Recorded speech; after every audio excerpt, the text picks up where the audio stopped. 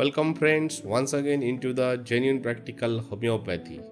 In last session we already discussed on lycopodium in digestive system troubles.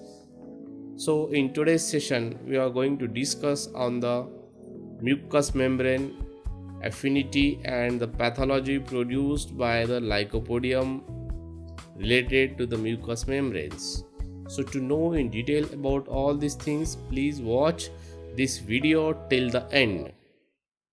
I am Dr. Santosh Mahanor, a genuine practical homeopath, and we are promoting the genuine teachings of Samuel Hahnemann to practice homeopathy confidently, scientifically, and practically. So let's get started. So friends, as we already discussed on the lycopodium and digestive system, but today we are going to discuss on the mucous membrane affinity of lycopodium. So most of the mucous membranes are under the influence of lycopodium. It may produce some kind of pathology or pathogenesis or symptoms in the mucous membranes of all types, but more profound action on the kidneys and lung mucous membrane. So let's get started on the kidneys. As we know that lycopodium affinity towards a kidneys mostly on the mucous membrane, so it may produces the atonicity and catarrhal inflammation of mucous membrane. So we see most of the time there is a red sand in urine, there is a urinary calculi, so there is a recurrent burning micturition, cloudy urine, or there is a red brick like sediments in the urine.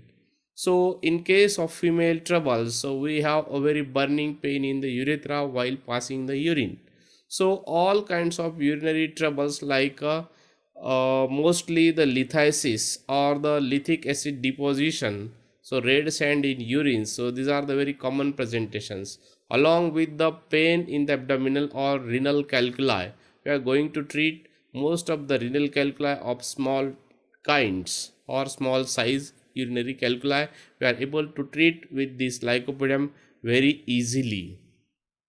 So this is all about the kidney related mucous membranes. So in case of respiratory tract, so it has a profound action onto the respiratory tract of all kinds, but predominantly the atonicity and the catarrhal inflammation. So that is all the kinds of continuous production of cough, and all these coughs are difficult to expectorate because of due to the deficient expectorating power because of dilatations of alveoli, or might be a larynx, or there is a cough in the throat too. So most of the time patient have a bronchitis of all kinds, there is a emphysema, so there is a pneumonia of hepatization state, or mostly the typhoid pneumonia. So we are able to treat it very well. So there is a recurrent cough or hawking cough into the throat, so patient wants to expectorate all that coughs, but it is difficult to expectorate because of due to the weak power of all respiratory tract system. So sometimes there is a paralysis of lungs too. So all kinds of troubles we are getting to treat with the lycopodium of respiratory type, or sometimes we are able to treat all the sequelae of pneumonia.